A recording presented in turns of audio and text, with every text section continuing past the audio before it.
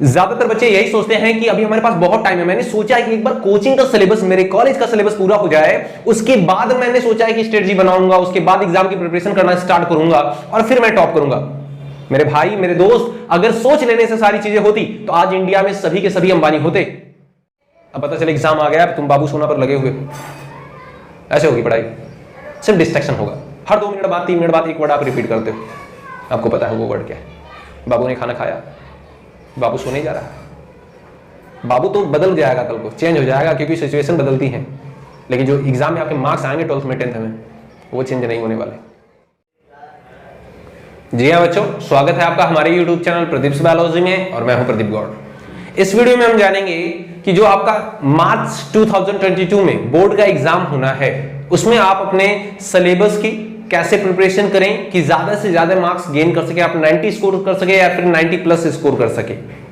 देखिए, बहुत सारे स्टूडेंट होंगे जिनका अभी 20% सिलेबस कवर हुआ होगा, ठीक है, रिवीजन किया होगा उन्होंने। कुछ ऐसे स्टूडेंट होंगे जिनका 30% हुआ होगा, कुछ ऐसे स्टूडेंट होंगे जिनका 50% हुआ होगा, लेकिन कुछ ऐसे भी स्टूडेंट होंगे जिन्होंने अभी तक एग्जाम के लिए प्रिपरेशन स्टार्ट भी नहीं किया होगा। तो मैं अगर ये कंसिडर करके चलूं, ये मान करके चलूं कि आपने अभी तक अपने एग्जाम की प्रिपरेशन स्टार्ट नहीं की है, तो आपको कैसे करनी चाहिए, वो क्या क्या मिस्टेक है जो ज्यादातर बच्चे करते हैं, और क्या क्या चीजें हैं जिन्हें स्टूडेंट्स को अवॉइड करना चाहिए। जी हाँ, अगर मैं जो स्ट्रेटजी बताने वाला हूं, अगर आप इस स्ट्रेटजी को फॉलो करते हैं तो डेफिनेटली आप अच्छा स्कोर करेंगे अपने एग्जाम में। Number 1, isolation. जी हाँ बच्चों, आइसोलेशन एक ऐसी टेक्निक है जो कि टॉपर्स का सीक्रेट होता है। ज्यादातर बच्चे इसको समझ नहीं पाते, लेकिन मैं आपको बताऊं, कोई भी टॉपर होता है ना, वो आइसोलेशन जो टेक्निक होती है इसे जरूर फॉलो करता है। आपके हाथ में जो मोबाइल है, ये 10,000, 15,000, 20,000 का जो भी है, आपको आज डिसाइड करना पड़ेगा कि आप इस 15,000, 20,000 के मोबाइल से अपनी पूरी लाइफ चलाना चाहते हो इसे, या फिर आगे आईफोन चलाना चाहते हो और BMW, मर्सिडीज और बेहतरीन गाड़ियां चलाना चाहते हैं। क्या चाहते हैं, आज ही आपको डिसाइड करना पड़ेगा।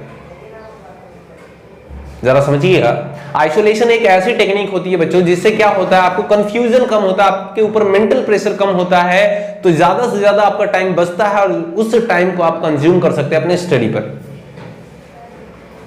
जी, आपने कभी देखा है क्या, कभी कुछ बुद्धिमान लोग होते हैं वो कभी ग्रुप बनाकर रहते हैं? बिल्कुल नहीं।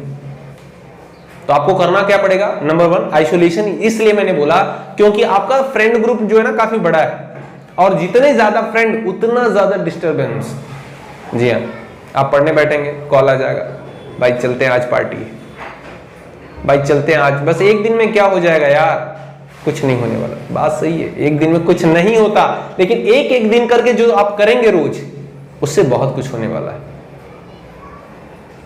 एक दिन में महल नहीं बनता, लेकिन हर एक दिन जो ईंटें जोड़ी जाती हैं उससे महल जरूर बनता है। तो आपको थोड़ा थोड़ा रोज ऐड करना है। तो इससे क्या करना है आपको, देखिए, डिस्ट्रैक्शन से बचना है। तो आपको पहले अपना फ्रेंड जोन जो है उसे छोटा करिए, बहुत छोटा। बस उसमें कुछ ऐसे फ्रेंड होने चाहिए जो पढ़ने से रिलेटेड चीजें आपसे शेयर करते हैं, फालतू चीजें नहीं। तो बाकी लोगों को क्या करिए, थोड़ा एलिमिनेट करिए। आप फालतू के डिस्कशन से बचिए। पार्टी वार्टी होती रहेगी पूरी लाइफ, ये आती जाती रहती है, सेलिब्रेशन आता जाता रहता है, बर्थडे आता जाता रहता है, लेकिन आपका 12th का एग्जाम, 10th का एग्जाम सिर्फ एक बार आएगा आपकी लाइफ में, और जो मार्क्स मिलेगा वो पूरी लाइफ रहेगा आपके साथ। बर्थडे आता जाता रहेगा, मूवीज आती जाती रहेंगी, सोशल मीडिया कहीं नहीं जा रहा है, ये हमेशा आपके साथ रहेगा, लेकिन आपका एग्जाम बार बार नहीं होगा। इस चीज को समझिए।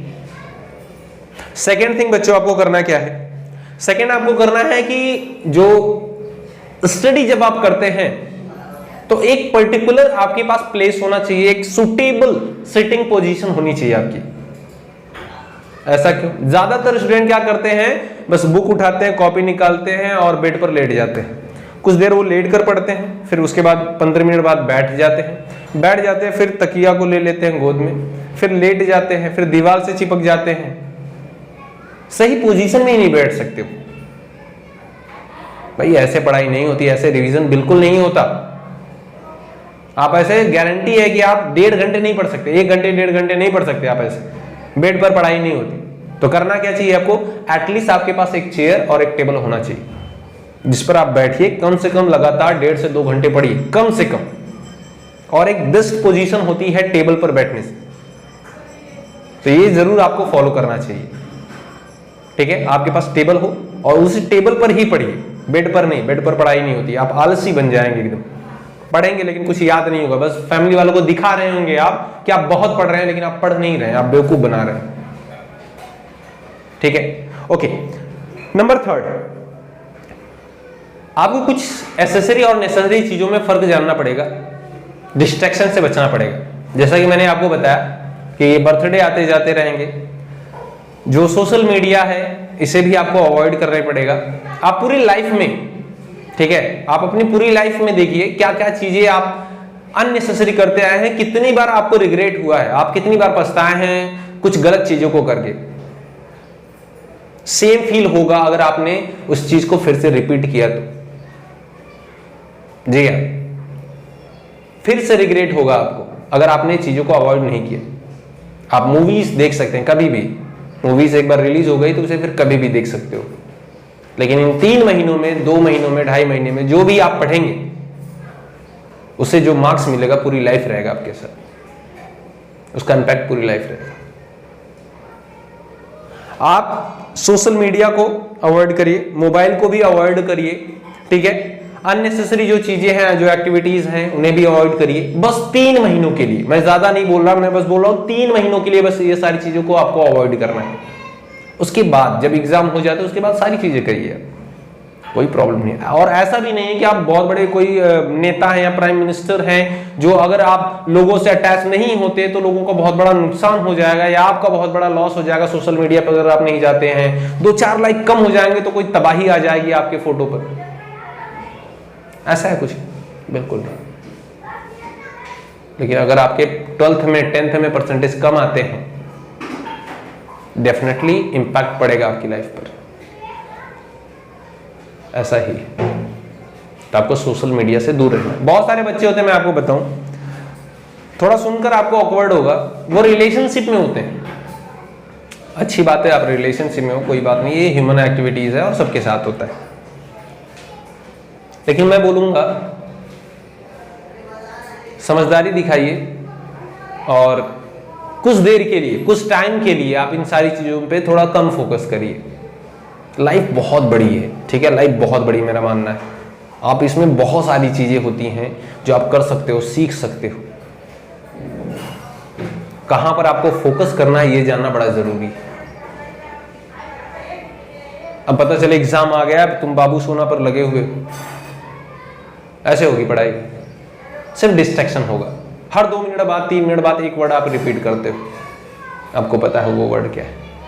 बाबू ने खाना खाया, बाबू सोने जा रहा है। बाबू तो बदल जाएगा, कल को चेंज हो जाएगा क्योंकि सिचुएशन बदलती है, लेकिन जो एग्जाम में आपके मार्क्स आएंगे 12th में, 10th में, वो चेंज नहीं होने वाले।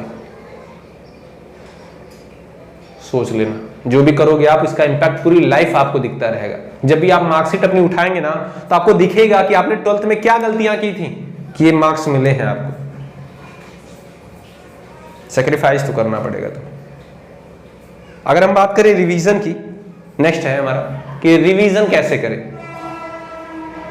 देखिए बच्चों, मैं आपको बताऊं, रिवीजन की बेस्ट स्ट्रेटजी होती है कि करंट में जो सिलेबस पढ़ाया जा रहा है आपकी कोचिंग क्लासेस में, जो आपके स्कूल में, कॉलेजेस में, आप पहले उस चैप्टर को पढ़िए। ठीक है, पहले उसका पूरा कंप्लीट एनालिसिस करिए, उस पर देखिए कि हाँ कौन कौन से ऐसे क्वेश्चन है जो यहाँ से फ्रेम होते हैं। लास्ट 5 ईयर के क्वेश्चन देख लीजिए कि हाँ कैसे कैसे क्वेश्चन आए हुए हैं, उन क्वेश्चन को तैयार करिए।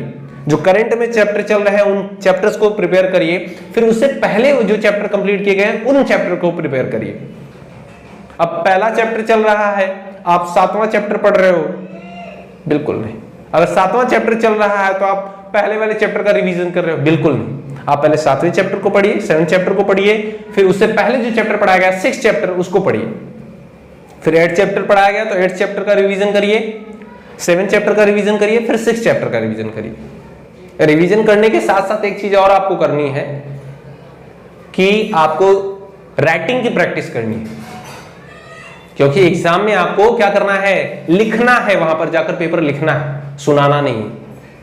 तो जब आप लिखेंगे तो आपको पता चलेगा कि बहुत सारी ऐसी चीजें आपने याद तो बहुत कुछ किया था, लेकिन लिखते वक्त कई लाइनें ऐसी थी जो कि मिस हो गई, आपने नहीं लिखा।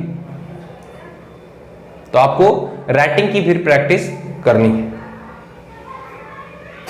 लास्ट 5 ईयर के याद रखिएगा, लास्ट 5 ईयर के क्वेश्चन जरूर आप सॉल्व करिए और अपने हर एक रिस्पेक्टिव टीचर से, लाइक अगर बायोलॉजी के टीचर हैं, मैथ के टीचर हैं, फिजिक्स के हैं, केमिस्ट्री से, हर एक टीचर से आप कंसल्ट करिए कि सर मुझे बताइए मोस्ट इंपॉर्टेंट चैप्टर कौन कौन से हैं, इन चैप्टर से कौन कौन से ऐसे क्वेश्चन है जिसके आने की प्रोबेबिलिटी ज्यादा है, वो आपको बताएंगे। उन चैप्टर्स को, उन क्वेश्चन को आप सेलेक्ट करिए, उन पर ज्यादा फोकस करिए।